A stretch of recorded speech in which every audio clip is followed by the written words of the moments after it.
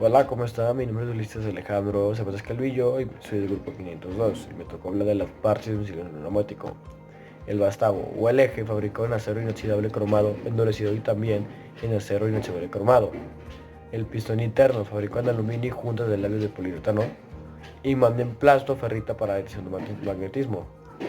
El junta rascador vástago puede tener más el rascador metálico o el casquillo guía vástago de bronce sintetizado sin lubricación. También tenemos la camisa o tubo en aluminio analizado y calibrado. Cabeza o culete trasero fabricado en aluminio gris barnizado. Cabeza delantera fabricado en aluminio gris barnizado o el tornillo de regulación amortiguación y entrada a presión. Tornillo de regulación, amortiguación y entrada a presión. Junta de freno, pistón interno. O el cilindro sesionado, cilindros neumáticos fabricados en España a plazos de entrega de 24 a 48 horas, ampliado en stock de cargas estándar y especializadas. Mantenimiento de una maquinaria y mejora de líneas de producción. Los atadores neumáticos son mecanismos que convierten la energía del aire comprimido en trabajo mecánico. Los cilindros neumáticos, independientemente de su forma constructiva, presentan los atadores neumáticos más utilizados.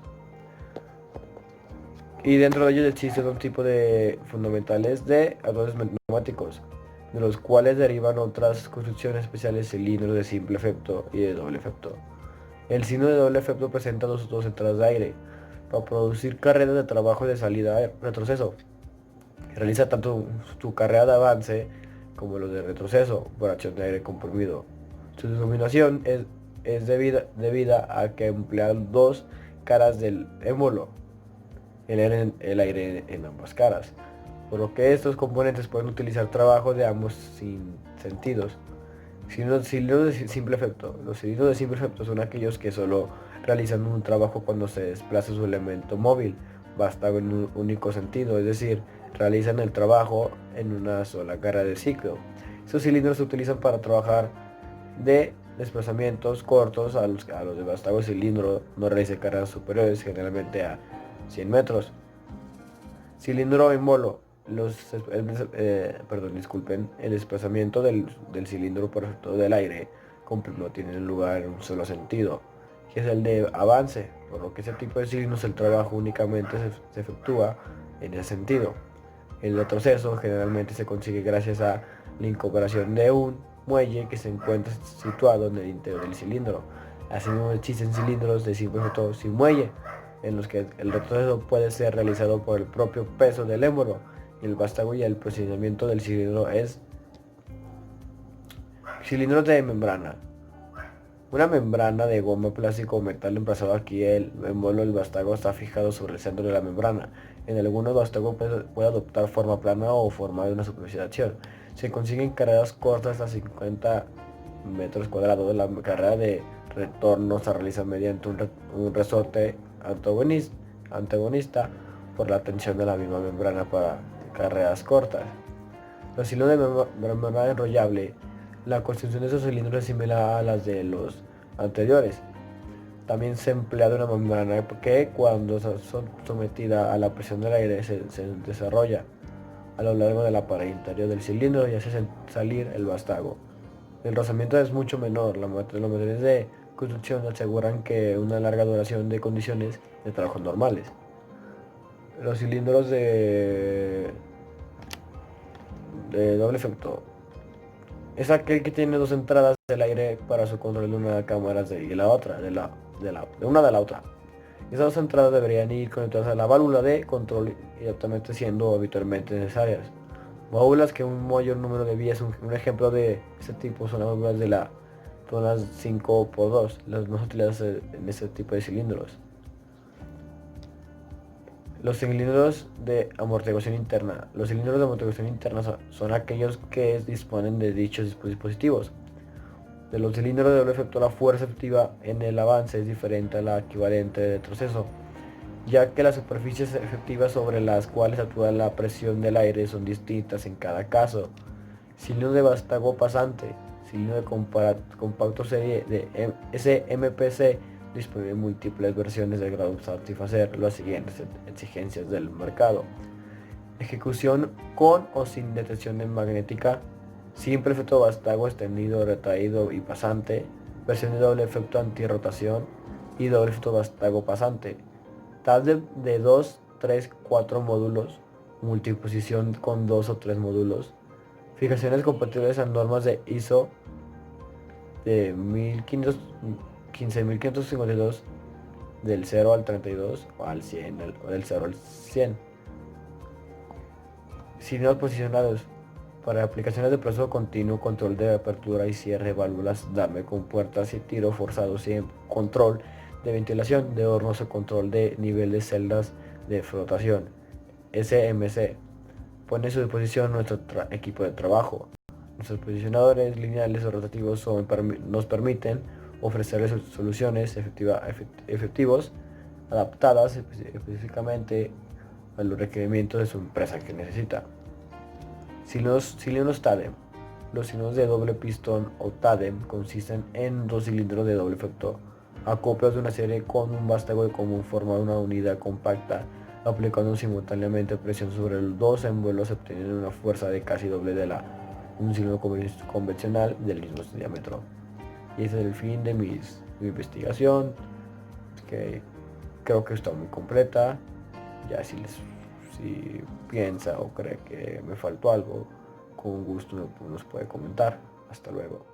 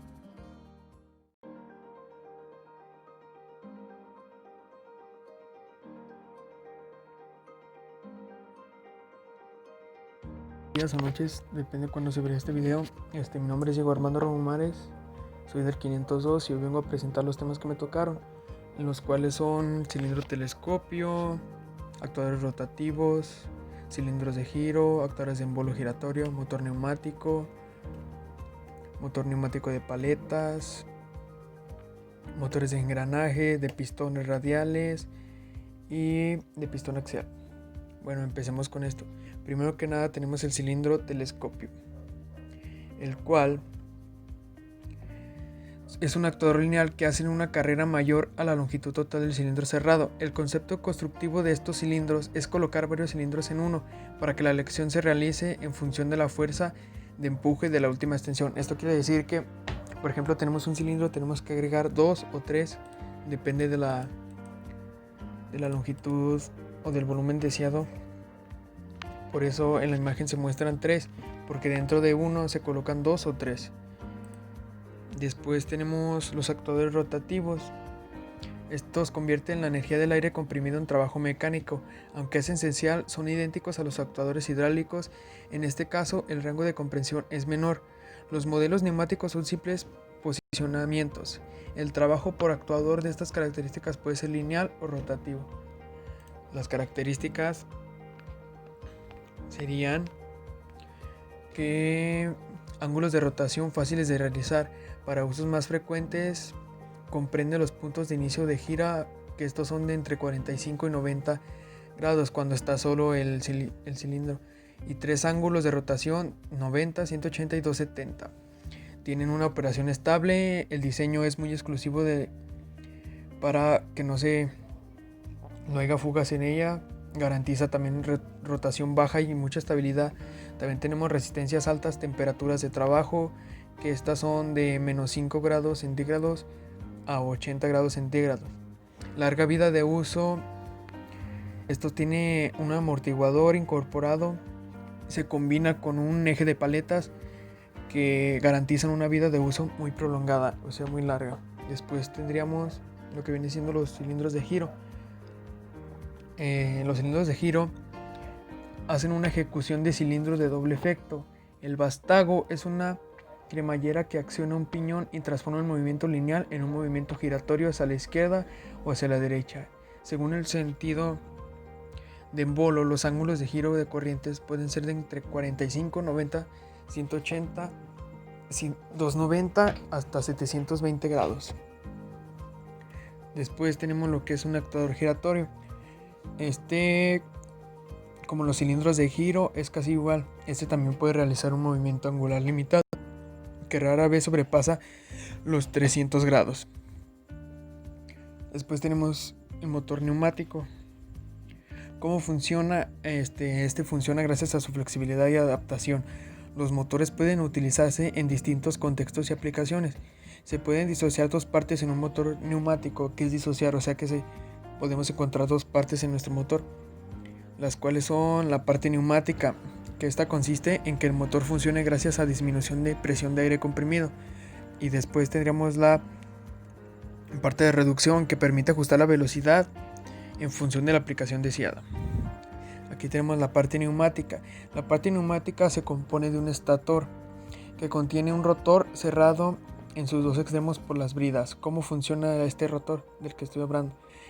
Funciona gracias a distintas fuerzas que actúan en los bordes de las distintas superficies determinadas por la válvula. El volumen presente en la cámara de compresión aumenta, lo que repercute en la distensión del aire presente. Este proceso continuo permite la rotación constante del rotor. Y también tenemos que cuando el rotor funciona y gracias a la fuerza centrífuga, las paletas permanecen en contacto con la superficie interna del estator, lo que se incrementa el espacio en las cámaras. Cada una de ellas contiene un volumen diferente de aire. Después tenemos la parte reductora, que esta es en que el rotor funciona a una velocidad de 10 a 200 revoluciones por minuto y está sujeta a una presión de 6 bares. La función del reductor consiste en adaptar esta velocidad y el torque a las necesidades de la aplicación. Cada motor es único, ya que el resultado final depende de la combinación de los piñones. Esto da origen a una posibilidad infinita de velocidades y torques. También es posible instalar varios niveles de reducción de 1 a 5 según las gamas del motor neumático. Los motores neumáticos también pueden calibrarse en distintos ajustes, torque, velocidad, en muchas aplicaciones.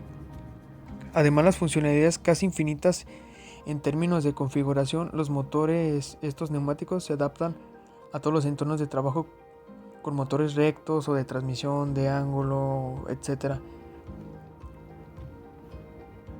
Aquí tenemos lo que es las ventajas de un motor de paletas, o más bien que es, estas garantizan seguridad intrínseca para entornos de prueba, por ejemplo en explosiones, resistencia en condiciones de calor, suciedad, humedad, reversibilidad al instante, accionando con una válvula de control simple,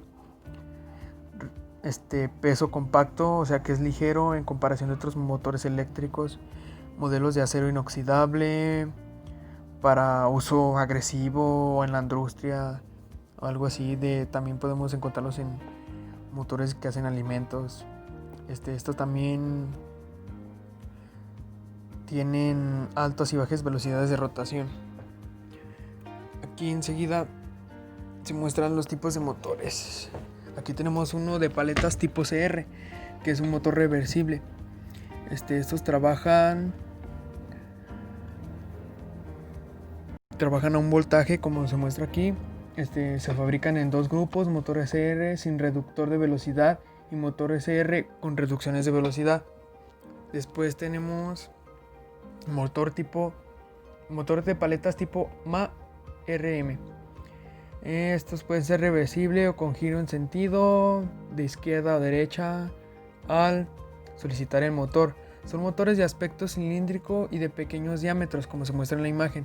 Giran a una gran velocidad, aunque la mayoría de ellos lleva incorporados reductores epicicloidales para bajar su velocidad a la necesidad de su aplicación. Después tenemos tipo MR. Estos tienen formas irregulares. Algunos incorporan reductores excéntricos del eje del rotor del motor y otros reductores epicicloidales de una o de dos etapas. ¿Qué es eso de epicicloidales? O sea, que baja su velocidad constantemente. Todos los motores que se presentan aquí son reversibles. Después tenemos el de paletas tipo NRU. Son los motores base de los tipos NR, montados en carcasa provista de válvulas para controlar desde el principio del motor la marcha, el sentido de giro. También podemos accionar la válvula para que el aire entre en el motor. Después tenemos motor de engranajes. Aquí les muestro una imagen. Está constituido por dos ruedas dentadas que forman un engranaje. Esto produce que gire el aire comprimido. El aire comprimido mueve los dientes, o sea, mueve las ruedas haciéndola girar, es lo que decía, y sale por otro lado. Estos motores pueden alcanzar potencias altas y mantenerse constantes las fuerzas de giro. Después tenemos motores de pistones radiales. Estos también, igual que los pasados, son reversibles. Su diseño es robusto, o sea, gordo, ancho, con reductor de velocidad incorporado, carcasa de motor alineación. Es muy ligera, a grandes resistencias, par de arranque elevado. Trabajan a revoluciones más bajas que los motores de paletas. Tienen un par motor de arranque elevado y buen control de su velocidad. Se emplean para trabajos de baja velocidad con grandes cargas. Aquí tenemos las características. Bueno, características y tipos. Podemos encontrar el motor MP22/007. Tiene el eje con chavetero y una brida con 4 agujeros, situada aproximadamente en la parte media del motor. La carcasa reductora lleva rodamientos de bolas de gran capacidad de carga radial, o sea que gira más rápido. El eje de salida está roscado anteriormente con rosca, donde el diámetro es 40 milímetros en el motor MPL22/007. La carcasa reductora es de acero, tiene dos alojamientos cilíndricos. Este motor recibe todo el empuje de la perforación. Tiene dos rodamientos que soportan cargas axiales de gran magnitud. Y pasemos a, cómo funciona. Todos los motores son reversibles, pero llevan dos entradas de aire en la parte superior del motor. El motor gira en un sentido o en otro según la entrada a la que se conecte el aire. El escape de aire se realiza por la parte trasera del motor, por atrás, como se puede ver en esta imagen. Sus aplicaciones serían para manipuladores, ruedas motrices o de fricción, maquinaria agrícola, vehículos comerciales, cierre de tapones a rosca, motorización de bandas transportadoras, maquinaria para proceso en los sectores de cal, yeso, hormigón, cemento, arena, todo eso. Pues tenemos el motor de picción axial. Aquí les muestro una imagen de cómo se representa los motores de pistón axial. Para un circuito cerrado se utilizan en transmisiones hidrostáticas en combinación con las bombas para circuito cerrado y se emplean en la maquinaria de obras públicas más variada. Aquí tenemos sus características. Los motores de pistón axial pueden ser de caudal fijo o variable. Los motores neumáticos de pistón tienen de 4 a 6 cilindros. La potencia se desarrolla bajo la influencia de la presión cerrada en cada cilindro. Trabajan a revoluciones más bajas que los motores de paletas, igual que los motores que acabo de decir. Tienen un par de arranque elevado, un buen control de su velocidad, se emplean para trabajos a baja velocidad, con grandes cargas, etc. También pueden tener los pistones colocados axial o radialmente. Y pues de mi parte sería todo en esta presentación y muchas gracias. Buenos días, tardes o noches, profesor. Me presento, mi nombre es Gerardo Reyán López, del grupo del 502. Le vengo a dar a conocer los tipos de comprensores, la distribución sobre la preparación del aire comprimido, al igualmente como, válgame la redundancia, la preparación, la distribución y la generalización del aire comprimido, al igual que le daré a presentar su diagrama. Empecemos. Su diagrama de distribución neumática, el cual consiste de un compresor, un depósito, válvula de purga condensados, manómetro, válvula de control, unidad de acondicionamiento, filtro, línea principal, bajante o acometida, línea secundaria, que sería su filtro, regulador, lubricador, la válvula, elementos de control y su actuador.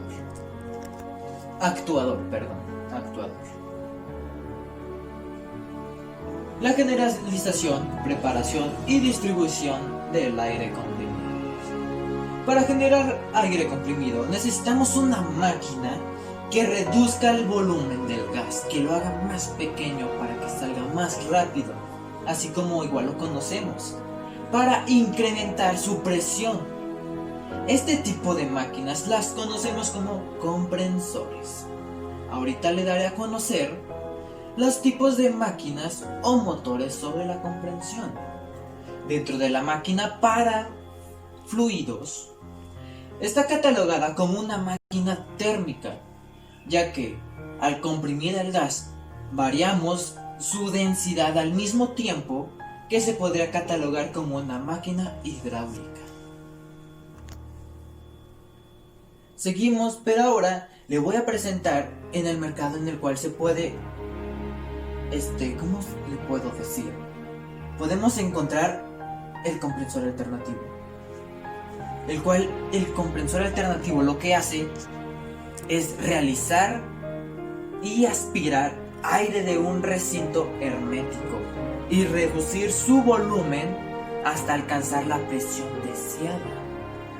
Mientras que el compresor rotativo, a lo mejor por el nombre ya nos damos una idea de que es mucho vuelta, basa sus principios en funcionamiento de las leyes de la dinámica de los fluidos, transformando la energía cinética de un fluido a energía de presión.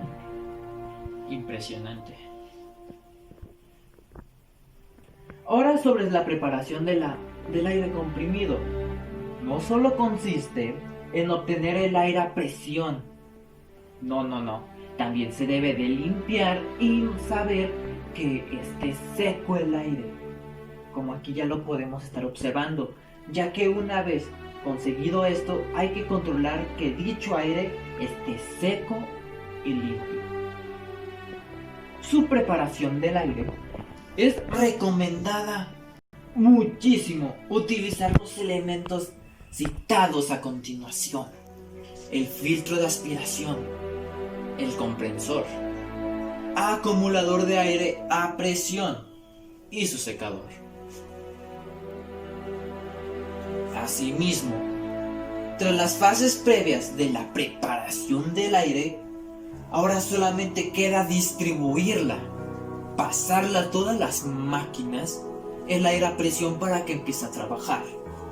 La unidad de mantenimiento tiene por misión acondicionar el aire comprimido previo a su paso el sistema neumático, como ya lo había dicho. Estas unidades están formadas con los siguientes elementos, el cual consiste en el filtro de aire a presión con su separación de agua, regulador de presión, lubricador y su deshumidificador. Las redes de distribución del aire comprimido surge por una parte del poder de abstener del aire todo de las máquinas. Lo que queremos hacer aquí es pasar todo el aire comprimido hacia las máquinas para que tengan el mismo funcionamiento y ninguno tenga ningún problema. Aparte, si no podemos limpiar muy bien el aire, si no lo dejamos seco ni húmedo, esto puede ocasionar que el motor o los motores reduzcan su sistema de vida. Por eso es muy necesario y exigente el consumo que no exceda del 0.1 bar. Sus tipos de compresores. Aquí ya vamos a empezar a ver, por ejemplo, el compresor de Envolver, el cual este consiste de un compresor de pistón, compresor volumétrico, alternativo o compresor de Envolver. Este compresor se genera por gases, que funciona por el desplazamiento de un envolver dentro de un cilindro. Puede tener varios. Movido por una cigüeña para obtener gases a alta presión.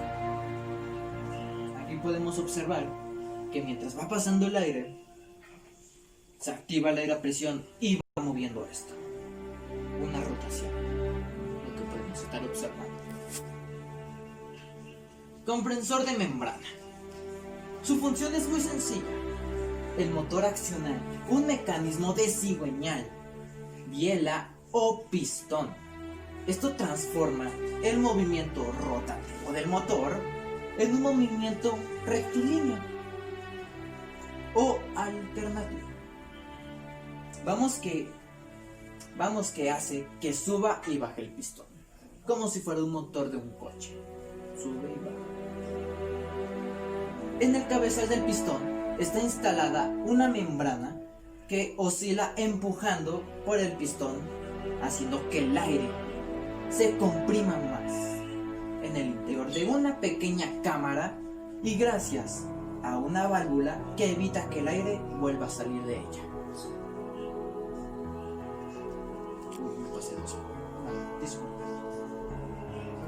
Compresores a tornillo. Tenemos el tornillo macho, que este consiste en 4 entradas, mientras que el hembra en 6. El macho cumple prácticamente con la misma función que el pistón en el compresor alternativo y el hembra como un cilindro. En su rotación, los lóbulos del macho se introducen en los huecos de la hembra, desplazando el aire axialmente, disminuyendo su volumen y por consiguiente aumentando su presión para que salga duro el aire. Los lóbulos se llenan, entre comillas, de aire por un lado y descargan por el otro sentido auxiliar. No puedo mostrarle muy bien lo que es su sistema, ya que la imagen no es muy representativa. Mas sin embargo tenemos el ejemplo sobre el motor, el cómo es, y el mecanismo pues ya se lo puedo haber dicho. Se llena de aire, disminuyendo su volumen pero aumentando la presión. que salga más disparada, que salga más fuerte. El siguiente tipo, el compresor a paletas, también llamado multilateras o émbola rotativa, constante en una característica de carcasa cilíndrica, en cuyo interior va un rotor montado, un excéntricamente, de modo de rozar casi por todas las partes de la pared de la carcasa, formando así del lado opuesto una cámara de trabajo en forma de media luna. Esta cámara queda dividida en secciones por un conjunto de paletas deslizantes alojadas en ranuras radiales del rotor. Por ejemplo, aquí podemos estar observando el motor, los motores más bien, igual de la paleta, un motor cilíndrico, como nos explica aquí, cilíndrico. Hay una cámara opuesta, me imagino que es esta. Entonces, aquí se aloja todas las ranuras radiales de este motor. Pasamos al siguiente, comprensión de rods o rods. Solo transporta el volumen del aire aspirado al lado de no aspiración, no es cierto, es la aspiración, de la comprensión, sin comprimirlo en este recorrido. No se va a comprimir más de lo que a lo mejor ya podría estar. No hay reducción de volumen y por lo tanto tampoco aumenta su presión. El volumen que llega a la boca de la descarga, todavía con la presión de la aspiración, se mezcla con el aire ya comprimido de la tubería de descarga. Por aquí va a entrar nuestro aire y se va a juntar todo. Y se introduce en la cámara, llegando a la presión máxima, siendo luego expulsado. Al momento en que el aire comprimido llega a su presión máxima, va a salir disparado, fuerte, con la presión a lo mejor ya admitida entre los demás depósitos que habíamos visto sobre su generación, su procedimiento y el cómo debe estar el aire. Por último, y para terminar mi presentación, tenemos el compresor axiales. Se basa en los principios de la comprensión axial y consiste en una serie de rodetes, aquí se pueden observar los rodetes, consecutivos con alaves que comprimen el aire. Como ya hemos explicado, si se comprime el aire, va a salir la presión nuevamente. Se construye hasta 20 etapas de comprensión, 20 rodetes. El campo de aplicación de este tipo de compresor alcanza gradualmente desde los 2000 hasta los 5000 metros por hora y presión de 5 bar, raramente usados en un sistema neumático industrial. Como ya pues lo puedo explicar un poco, va a aumentar a lo mejor su presión en todo esto. Esto es la magia por donde entra y comprime el aire. Asimismo va a empezar a funcionar. Puede tener 20 etapas o también decirle 20 rodetores.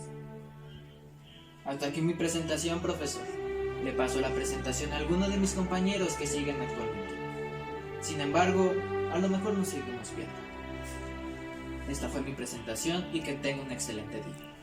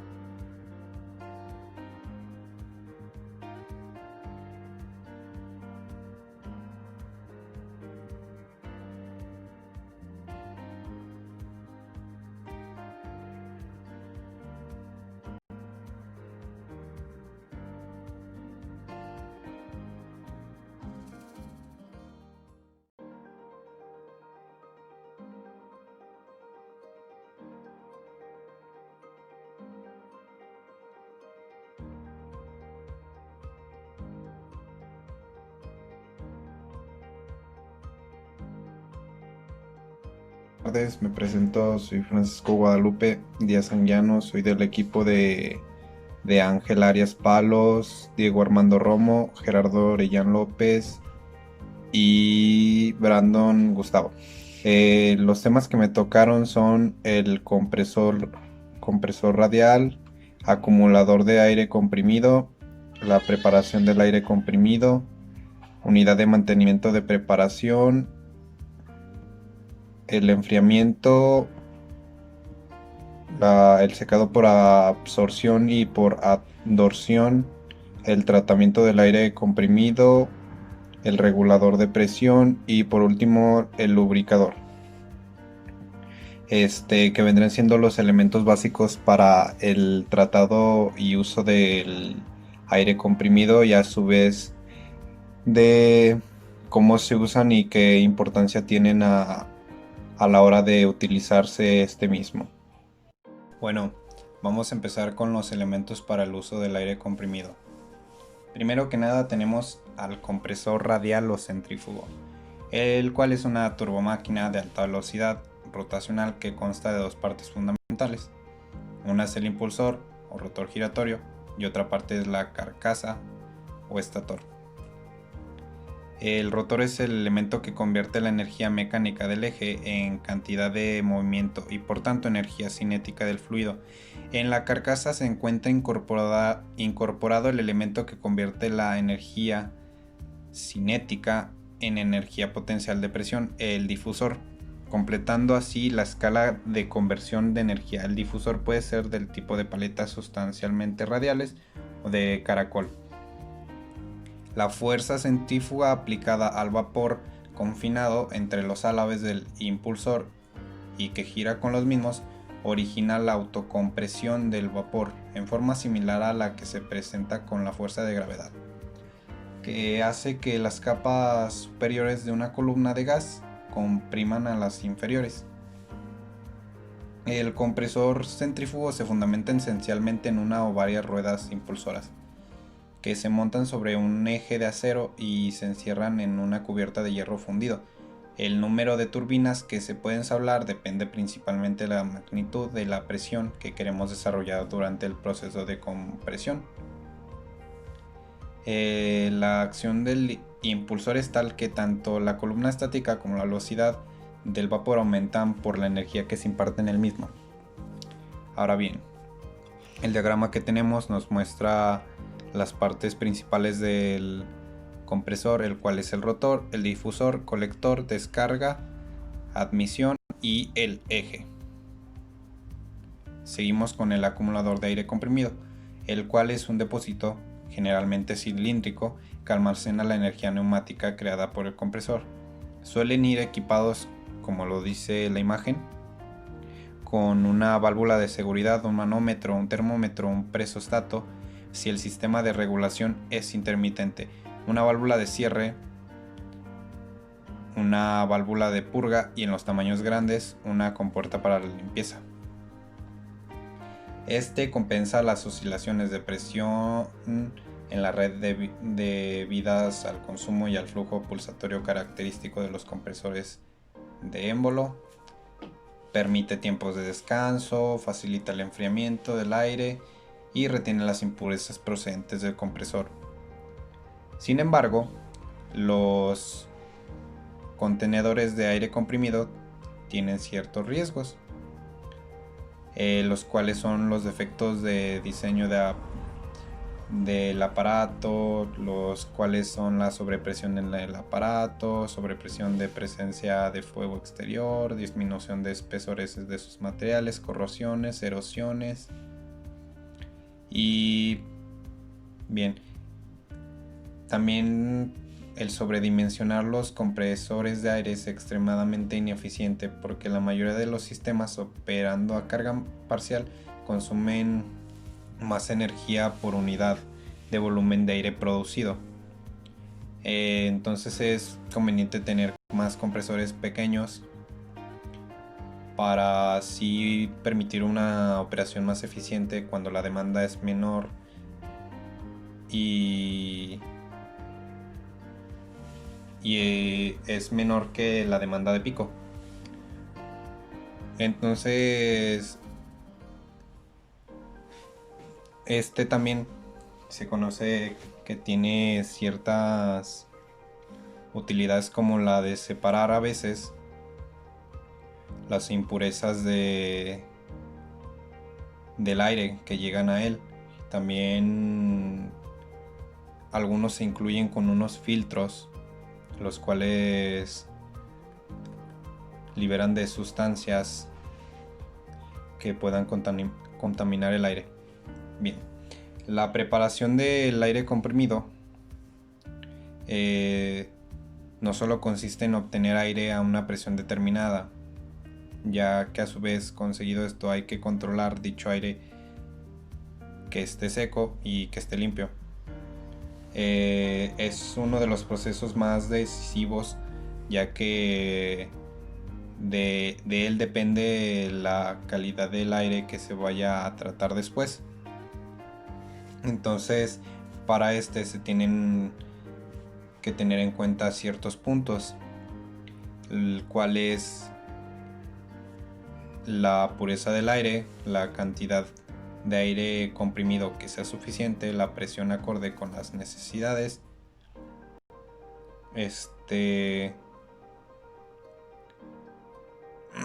y el grado de secado o humedad.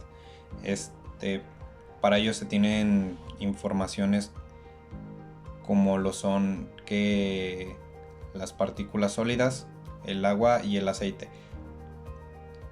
Para alcanzar una elevada clase de pureza se combinan varias unidades de mantenimiento. No obstante, si el aire ambiental que se tiene previsto comprimir para obtener aire comprimido está muy sucio, es necesario ampliar las unidades de mantenimiento especificadas. Ahora bien, pasamos con el enfriamiento. El aire se enfría por medio de posenfriadores, los cuales pueden ser aire-aire, aire-agua.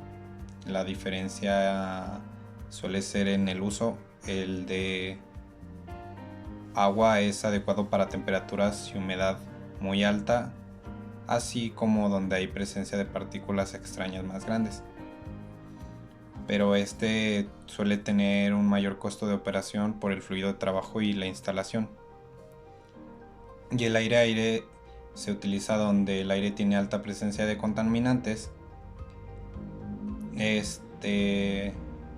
Pero la utilización de este equipo es cuestionable porque el fluido de trabajo es gratuito, entonces tiene menor costo de operación, pero mayor costo de mantenimiento. El postenfriador es un dispositivo que sirve para enfriar el aire, es capaz de enfriarlo hasta una temperatura de 40 grados centígrados o menor, removiendo asimismo de manera eficaz la humedad presente en el aire. Esencialmente, un postenfriador es un intercambiador de calor en el cual el elemento que pierde calor es el aire comprimido, mientras que el medio que lo gana es algún refrigerante, usualmente aire o agua.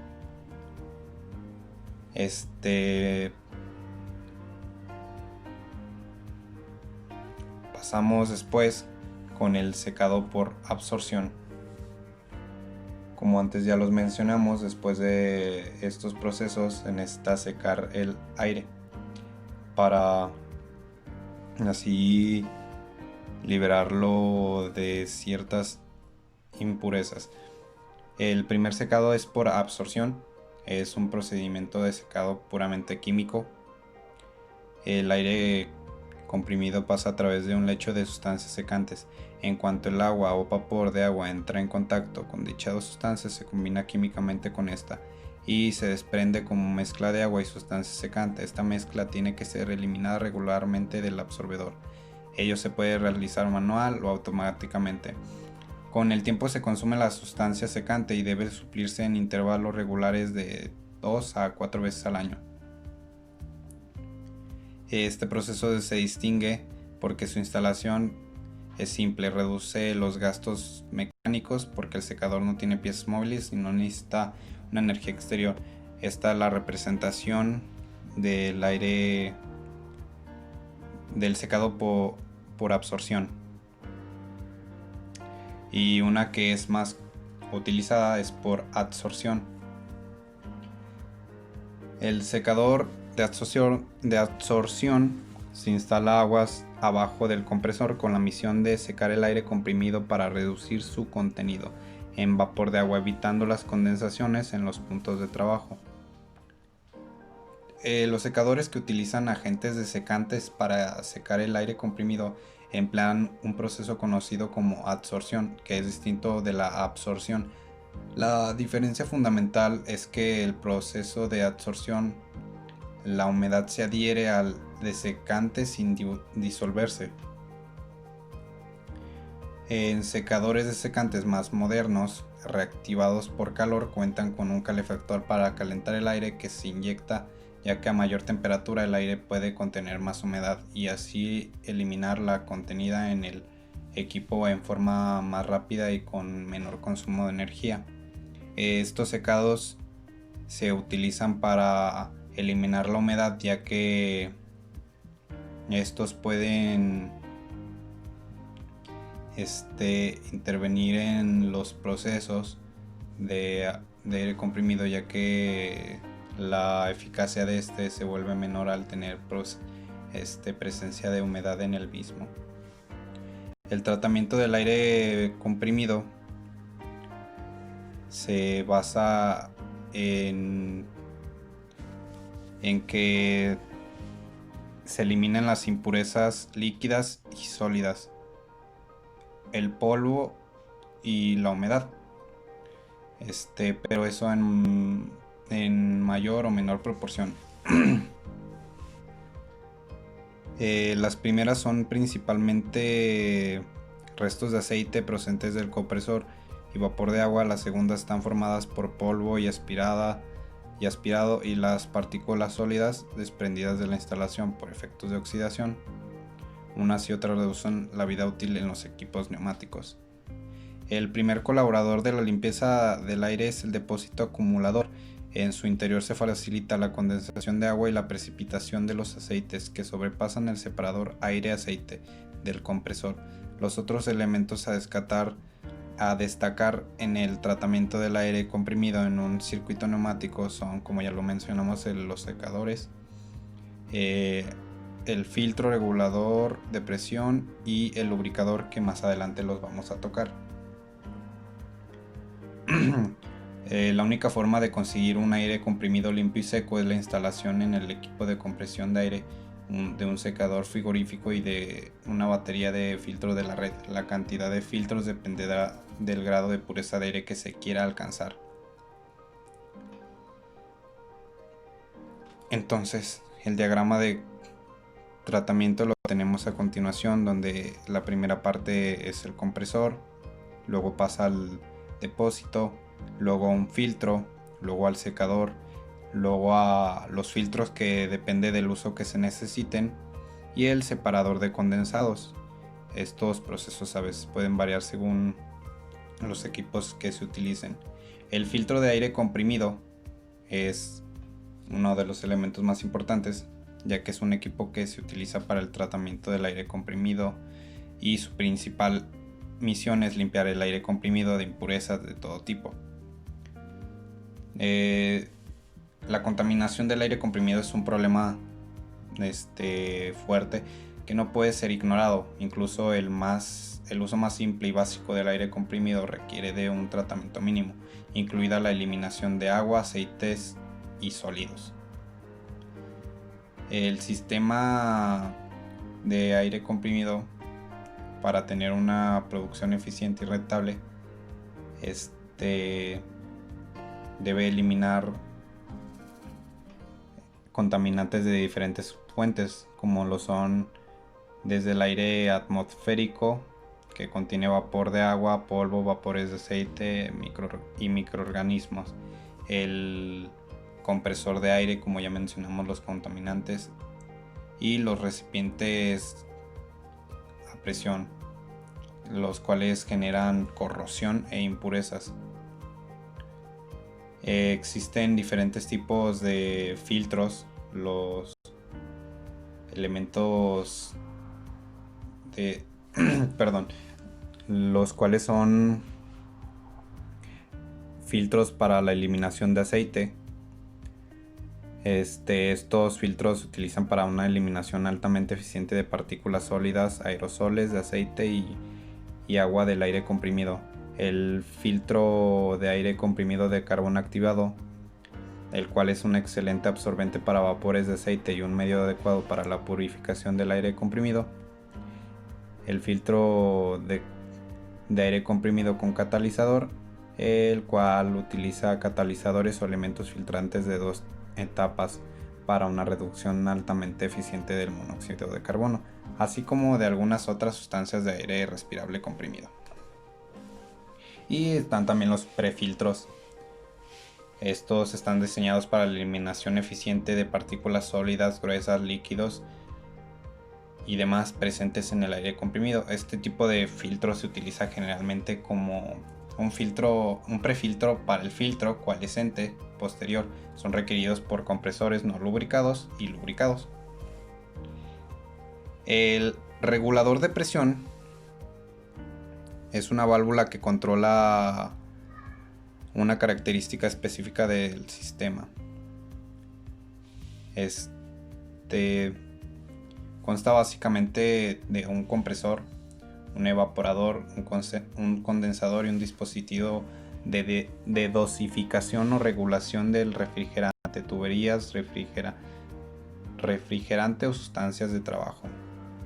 En teoría, estos componentes deberían de trabajar dentro de un balance perfecto.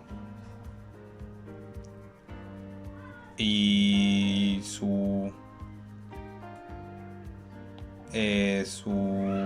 principal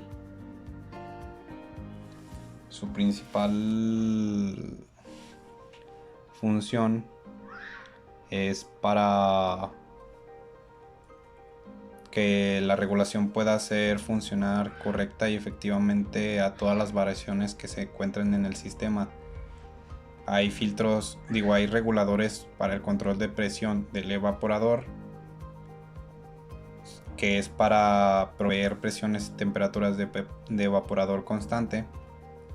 Para el control de presión de Carter, que principalmente se utiliza para evitar la sobrecarga del motor en unidades de baja temperatura.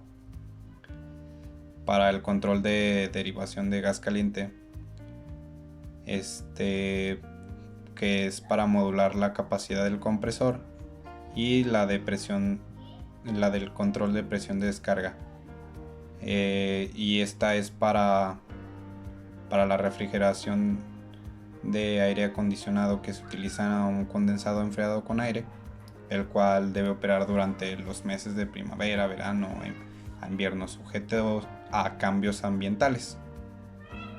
Por último tenemos al lubricador, el cual es un equipo que se inserta en las líneas de aire comprimido con el objetivo de inyectar en la corriente de aire una cantidad de aceite específico destinado a lubricar la herramienta o equipos neumáticos instalados aguas abajo. Suele estar acoplado a filtros y reguladores de presión. Es habitual encontrarlos en todas las redes de aire comprimido, formando un conjunto con los filtros reguladores denominado FRL, filtro regulador lubricador. Este elemento está encargado de esparcir una nube de micropartículas de aceite a la línea de aire comprimido.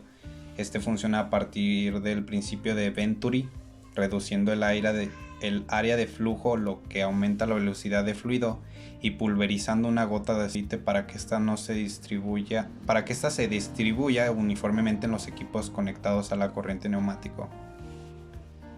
No en todos los sistemas neumáticos se debe usar aire lubricado, ya que en procesos delicados como los alimenticios y farmacéuticos se debe utilizar aire completamente limpio y seco, y la corriente de aire, aunque esté limpio, es considerado un contaminante en esos casos.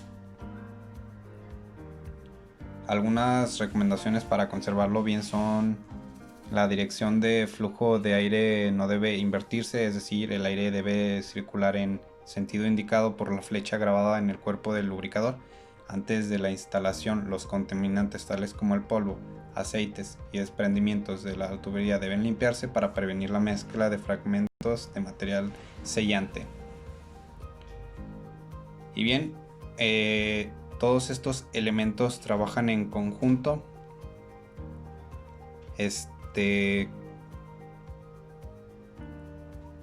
Y de ellos depende una entrega de aire comprimido de calidad buena. Para eso también los procesos de tratamiento y preparación del aire son indispensables, tener ciertos parámetros bien abordados, porque sin ellos no se podrá tener una calidad de aire buena. Igualmente se rige en ciertas normas para tener ciertos valores los cuales se deben tomar en cuenta para tener un aire comprimido de calidad sin impurezas y de forma funcional eficiente. Y bueno, sin más que agregar, le agradezco su atención y espero le haya gustado la presentación. Buenos días, mi nombre es Brandon Gustavo de la Rosa Ruébano, integrante del grupo 502, a lo cual a mí me tocaron los siguientes temas para presentar, que son las válvulas neumáticas, su simbología, la nomenclatura, vías y posiciones, accionamientos manuales, accionamientos mecánicos, accionamientos neumáticos, accionamientos eléctricos y válvulas de asiento, a lo cual en la siguiente presentación se estarán explicando cada una de ellas. Un gusto y que la disfrute, profe. Mi nombre es Brandon Gustavo de la Rosa Luébano, del grupo 502, y los siguientes temas son los que me tocaron para exponerlos en esta presentación. Muy buenos días.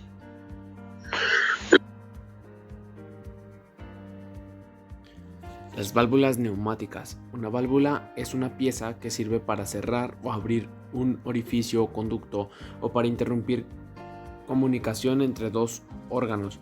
En neumática, la válvula es el elemento de mando que determina las características del circuito debido a poseer cualidades decisivas para actuar sobre los elementos o parámetros que intervienen en el proceso operativo del circuito neumático para la automatización industrial.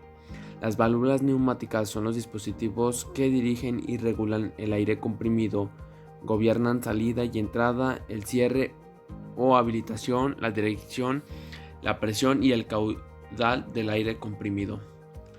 Tipos de válvulas. Según sus propiedades, la función que realiza dentro del sistema, las válvulas neumáticas se clasifican como válvulas de control de dirección, válvulas de control de caudal, válvulas de control de precisión.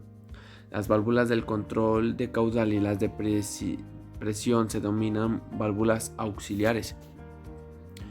¿Cómo elegir una válvula neumática? Para seleccionar una válvula neumática hay que considerar los siguientes aspectos. Número 1. Número de vías.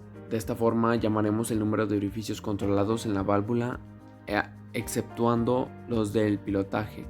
Podemos así tener 2, 3, 4, 5 o más vías. No es posible tener menos de 2 vías. Número 2. Posiciones.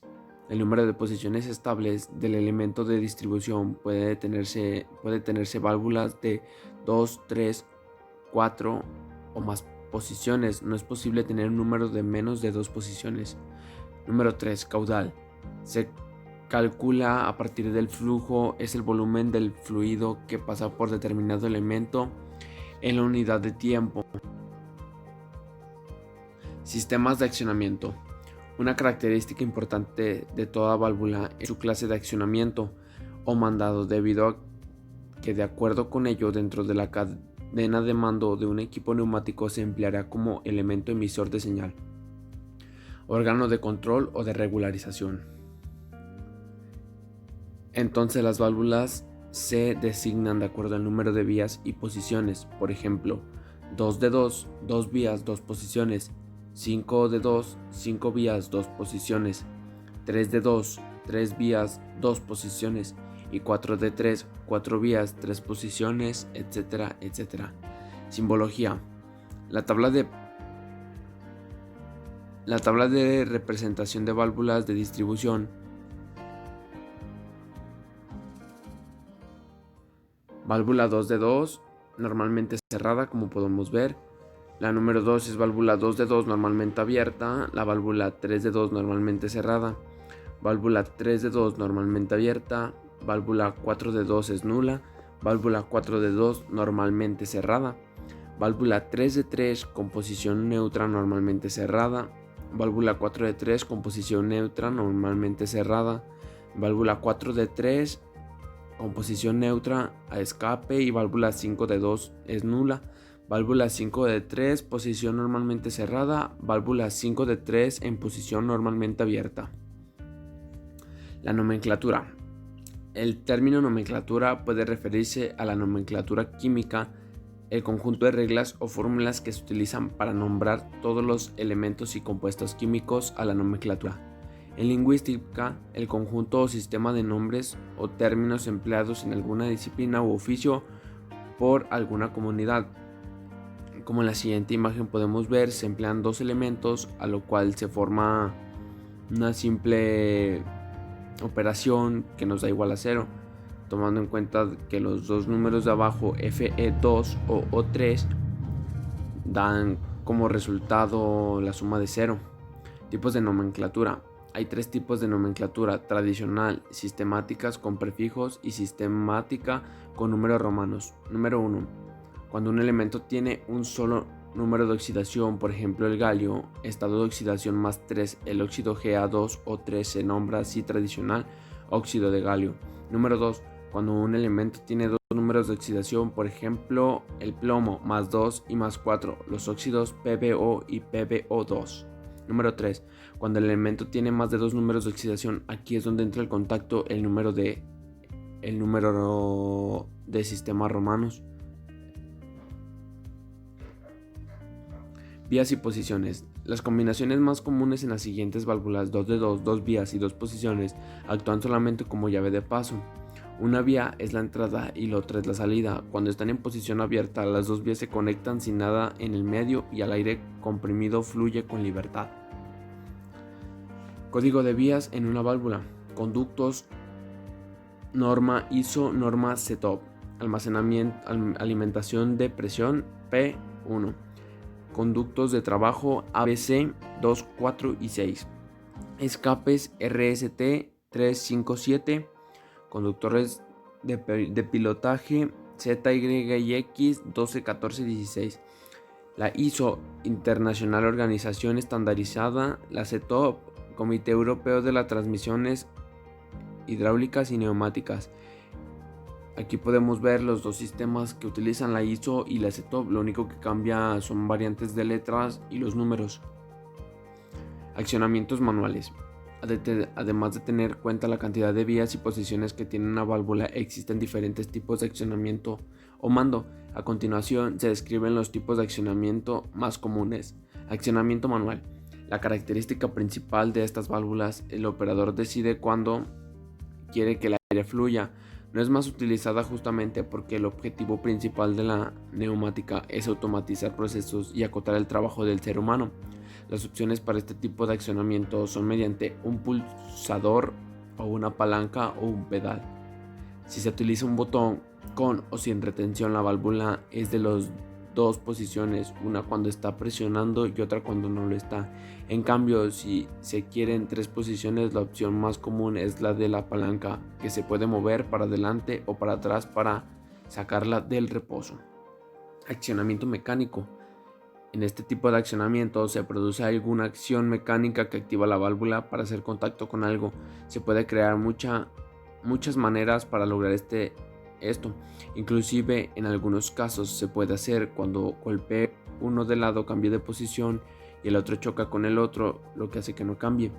Un ejemplo bastante común de estas válvulas son las que tienen levas o rodillos para funcionar como un fin de carrera. El rodillo avanza hasta hacer tope con algo y entonces produce el cambio de posición de la válvula. En este caso nos vamos a guiar con la imagen. Accionamiento neumático. Como bien lo dice su nombre, estas válvulas son dirigidas gracias a la neumática, o sea que se necesitan el aire comprimido para ser comandada. Si entra aire trabaja de una manera y si sale de otra, solamente con presión. Hay casos también en los cuales se acciona con dos entradas distintas. Accionamiento eléctrico. Estas válvulas requieren un circuito eléctrico para activarlas. La conmutación de las válvulas se obtiene por algún dispositivo eléctrico que haya mandado esa orden. Es importante saber que el voltaje y tipo de corriente necesitas en tus procesos, ya que no es lo mismo usar 12, 24, 110 o 220 voltios y tampoco es lo mismo utilizar corriente alterna que continua. Aquí tenemos la simbología de cada uno de los accionamientos del manual, del neumático, del mecánico y del eléctrico. Como ven, son muy distintos. Válvulas de asiento. En estas válvulas los empalmes se abren y se cierran por medio de bolas, discos, placas o conos. La estanqueidad se asegura de una manera simple, generalmente por juntas elásticas. Los elementos de desgaste son muy pocos y por tanto estas válvulas tienen gran duración. La válvula de asiento es una válvula que consiste en un agujero generalmente redondo u oval, un tapón cónico, por lo general de esta forma disco, colocado en un extremo.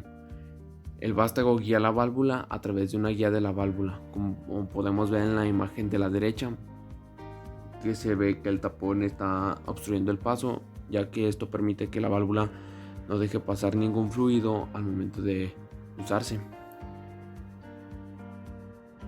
Buenos días, mi nombre es Ángel Daniel Arias Palos del grupo 502, que a mí me tocaron los temas de válvula corredera, válvula de 2 medios, válvula de 3 medios, válvula de 3 medios de accionamiento neumático, válvula de 4 medios, válvula antirretorno, válvula selectora, válvula de simultaneidad, válvulas de escape rápido, válvulas de estrangulación o reguladora de caudal, válvulas de secuencia y temporizador neumático. Así como en las válvulas de asiento, las fuerzas de accionamiento son relativamente altas. En las válvulas de corredera son claramente más bajas, y es que en este caso no es necesaria una conmutación frente a fuerzas originadas por la presión de trabajo. Pero frente a estas ventajas también existen inconvenientes. Así los recorridos para la conmutación de las posiciones de trabajo son mayores que con las válvulas de asiento. Esta mayor longitud de recorridos junto con la configuración de varios émbolos hacen que las dimensiones de las válvulas de corredera sean más largas. Asimismo, desde la perspectiva de la técnica de fabricación, las válvulas de corredera son más exigentes, específicamente en lo que respecta a las juntas. A lo largo del tiempo se han formado dos categorías. Categoría 1, sistema de junta dura. Estos sistemas de junta se encuentran entre los de mayor duración, pero también entre los más costosos. La larga vida útil es consecuencia de que la corredera no necesita elementos de obturación blandos de plástico. Así, las válvulas fabricadas con esta tecnología de juntas pueden, por ejemplo, volver a utilizarse a plena dinámica después de largos periodos de reposo. Con los sistemas de juntas blandas pueden producirse efectos de adherencia que causan un rápido desgaste de los elementos de obturación. El sistema de juntas resulta costoso, ya que la ranura de escape de aire en torno al embolo en movimiento debe ser solo unos pocos milímetros. A menudo se utiliza un casquillo de metal del cual se mueve un embolo de maniobra. El casquillo asume la función de obturación, sirve también de guía para dicho embolo. Es importante que tanto el casquillo como el embolo estén fabricados con el mismo material, ya que materiales diferentes tienen coeficientes de temperatura de dilatación distintos. Si no tiene en cuenta este punto, pueden producirse más fugas o incluso arrojamiento del embolo de maniobra. La combinación de casquillo-embolo de maniobra debe, por tanto, estar sometida a muchos requisitos técnicos, ya que la más pequeña deformación en el cuerpo de la válvula que pueda formarse, por ejemplo, al apretar los tornillos, puede deformar el casquillo y perjudicar así su vida útil y su tasa de fuga. Categoría 2. Sistema de junta blanda. Una alternativa técnica a los sistemas de junta dura la constituye la instalación de juntas de plástico, entre paréntesis, juntas tórricas o juntas perfiladas de elastómero.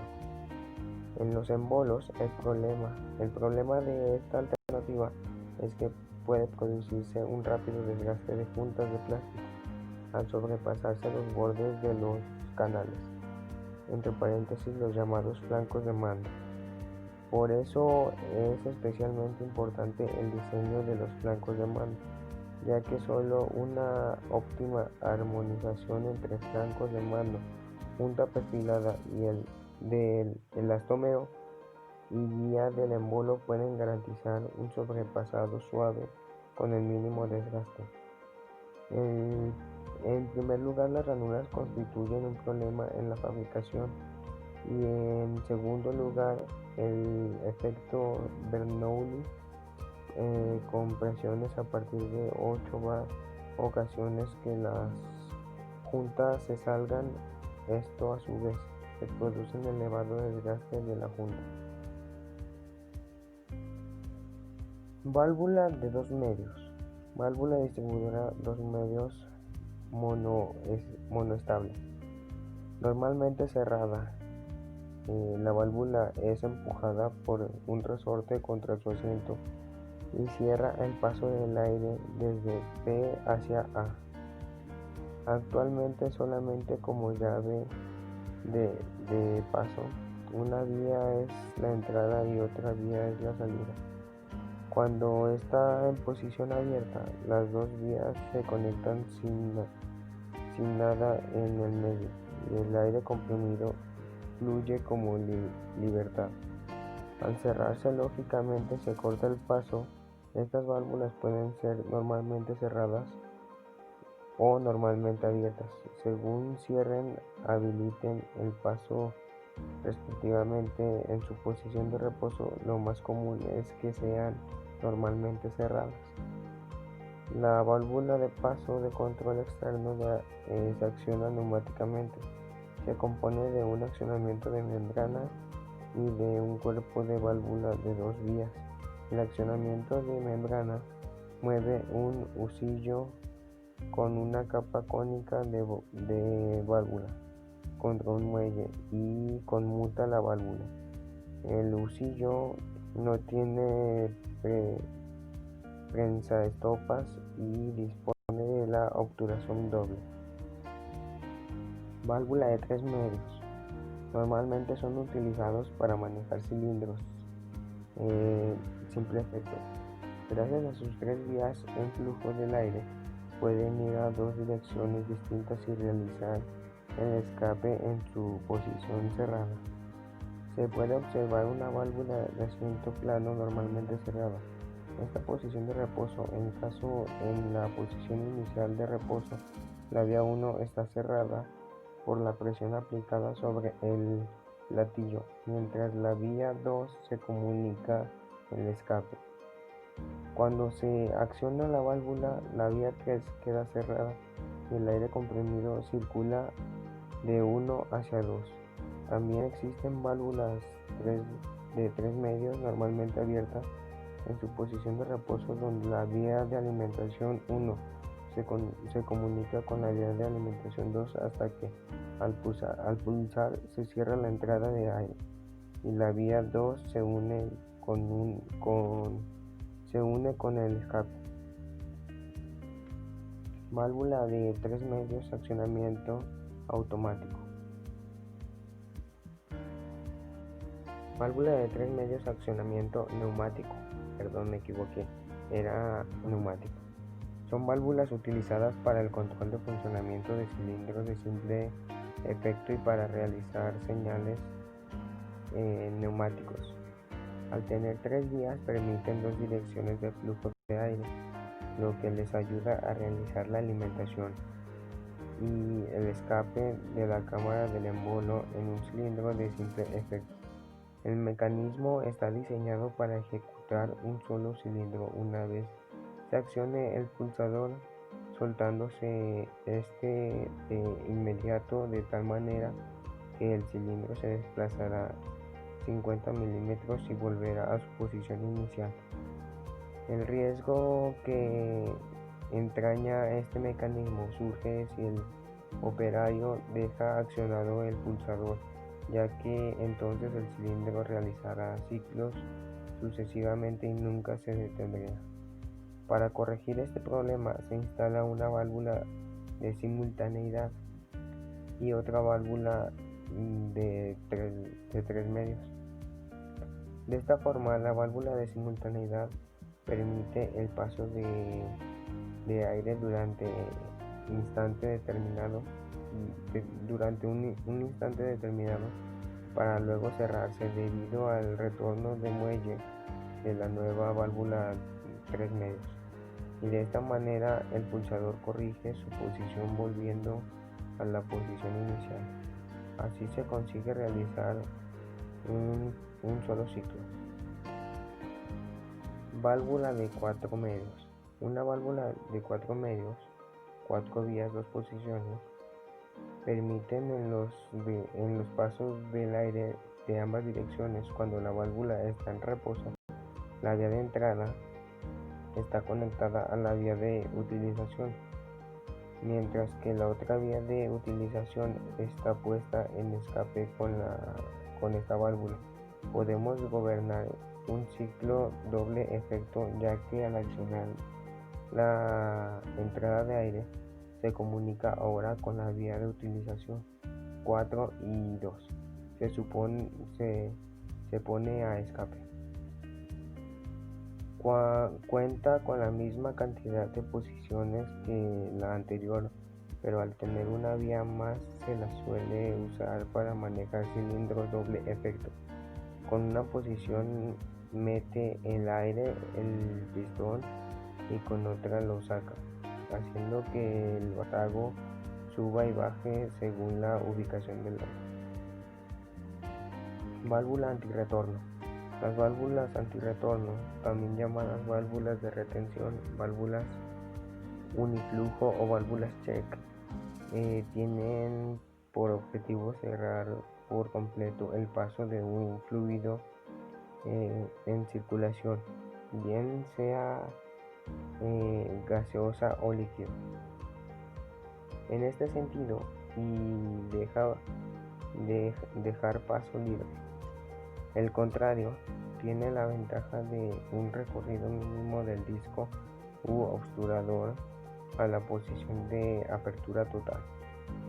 Se utilizan para que pretende mantener a presión una tubería en servicio y poner en descarga la alimentación. El flujo del fluido que se dirige desde el orificio de la entrada hacia la utilización tiene el paso libre, mientras que en el sentido opuesto se encuentra bloqueado. También se le suele llamar válvulas unidireccionales. Las válvulas antirretorno son muy utilizadas en tuberías conectadas a sistemas de bombeo para evitar golpes de ariete, principalmente en la línea de descarga de la bomba. La válvula antirretorno o de retención. Las válvulas de retención se utilizan en los sistemas de fluido para permitir flujo en la dirección y para bloquear el mismo en la otra dirección. Se clasifican válvulas de control direccional de una sola vía o unidireccionales. La válvula de retención puede instalarse independientemente en una línea para permitir el flujo en una dirección. Solamente puede ser utilizada como parte integrante de válvulas globo o secuencia de contrabalance y de las válvulas manorreductoras. Las válvulas de retención están disponibles en varios diseños. Son abiertas por fuerza del líquido en movimiento que fluye en una dirección y son cerradas por el líquido que intenta retornar en la dirección opuesta. La fuerza de gravedad o la acción de un resorte ayuda al cierre de la válvula. Válvula selectora. Funcionó. Estas válvulas permiten la circulación del aire desde dos entradas opuestas a una sola salida común. El aire que entra por el conductor de la derecha desplaza la bola hacia la izquierda, bloquea esta salida y se va a través de la vía de utilización. En este caso de que el aire entre ahora por la izquierda, la bola se desplazará hacia la derecha y el aire circulará igualmente hacia la vía de utilización. Esta válvula se utiliza cuando se desea mandar una señal desde dos puntos distintos. Eléctricamente se conoce como montaje paralelo y también recibe el nombre de módulo O, operación lógico OR, por su denominación en lógica digital. Para entender cómo funciona este modelo de válvulas y lo que se puede aportar, recurrimos a uno de sus más habituales, el filtro de la piscina. El proceso de filtración implica que el agua se tome del vaso y que se lleve hasta el filtro, donde se eliminará la arena y se devuelve a la piscina. El funcionamiento de la válvula selectora es fundamental en su recorrido. Esencialmente actúa como control de mando y combinada con las posiciones de la llave de los otros elementos implicados en el filtrado, indica al sistema las funciones a realizar en cada momento del proceso. De hecho, tiene 6 vías que permiten dejar a cabo la filtración: el lavado, el enjuague, desagüe, recirculación del agua, cerrado del sistema. Válvula de simultaneidad. Función I. Se utilizan cuando se necesitan dos o más condiciones para que una señal sea efectiva. Cuando tenemos solamente señal por una de las dos entradas, ella misma bloquea su circulación hacia la vía de utilización. Solo cuando están presentes las dos señales de entrada se tiene la salida por dos.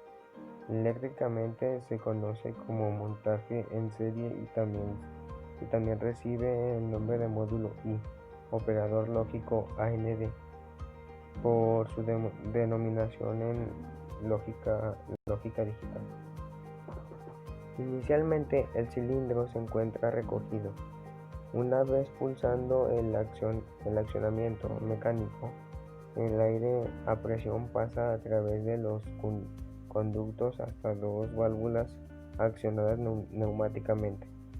La de la izquierda, normalmente abierta, sirve de fuente de aire comprimido a la válvula 5 medios, y la de la derecha, normalmente abierta, que hace accionar la válvula que sirve de fuente de aire comprimido a la válvula anterior y hasta la válvula de simultaneidad, la cual deja pasar el aire comprimido hasta el conducto del cilindro. Una vez accionada la válvula de 5 medios, esta deja pasar el aire al cilindro, haciendo desplazar el vástago hacia la derecha.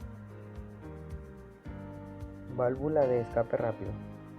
Tal y como indica su nombre, su misión es evacuar rápidamente el aire de cualquier recipiente, normalmente de la cámara que se está vaciando en un momento determinado en un cilindro de doble efecto, para así conseguir un aumento de velocidad de actuación.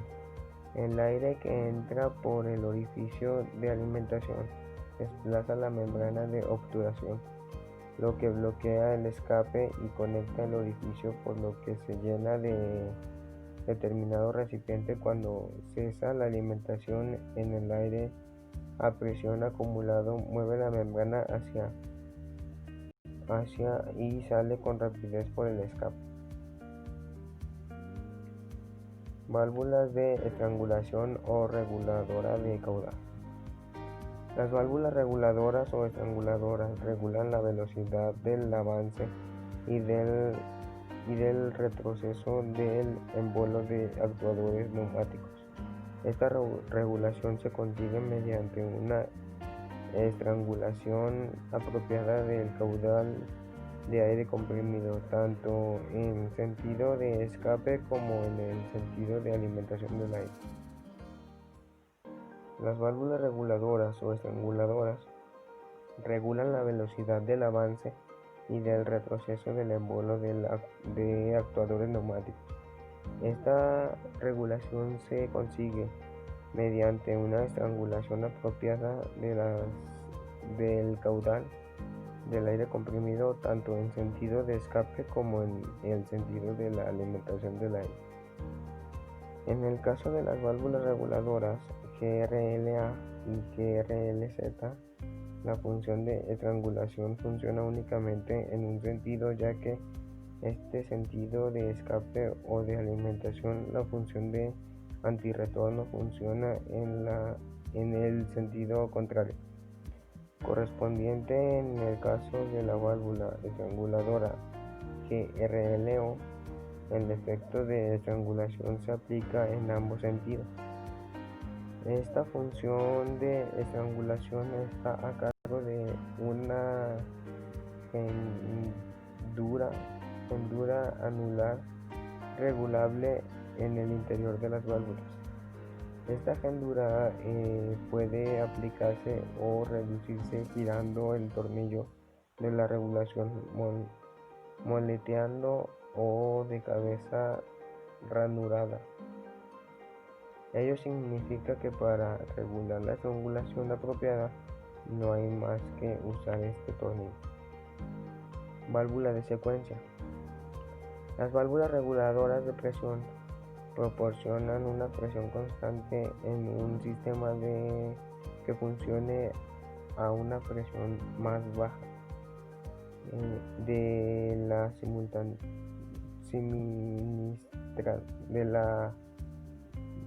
que la suministrada por el equipo de producción. La válvula reguladora de presión mantiene constante la presión de trabajo, sean cuales fueren las oscilaciones de presión en la red y el consumo de aire, dependiendo de su construcción, con sin orificio de escape, funcionan de forma algo diferente. Por ejemplo, en el tornillo de ajuste se presenta el muelle que está unido solidario al diafragma.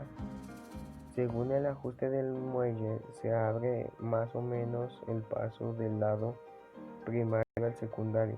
El vástago con la membrana se separa más o menos del asiento de junta. Si no hay consumo de aire comprimido en el lado secundario, la presión aumenta y empuja a la membrana venciendo a la fuerza del muelle. El muelle empuja el vástago hacia arriba y el asiento se cierra. El paso de aire solo después de descomprimir el lado secundario puede fluir de nuevo aire comprimido del lado primario. La operación segura y eficiente de los componentes de los circuitos neumáticos requieren medios de controlar la presión. Hay muchos tipos de válvulas de control automáticas de presión.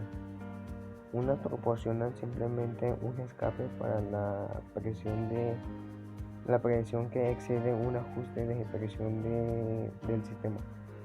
Otras reducen la presión a un sistema o subsistema de menor presión, y algunas mantienen la presión un sistema dentro de una gama requerida.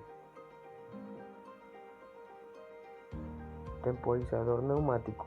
Los temporizadores se utilizan para regular el tiempo que transcurre entre la entrada de señal de pilotaje y la respuesta de la válvula.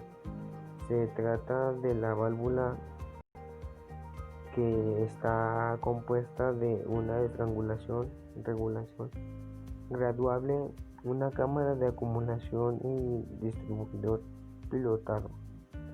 La señal de mando llega por la entrada del tornillo, la entrada a una cámara a través de una válvula estranguladora. De acuerdo con el ajuste del tornillo, el aire tardará más o menos tiempo en llenar el recipiente y alcanzar la presión deseada.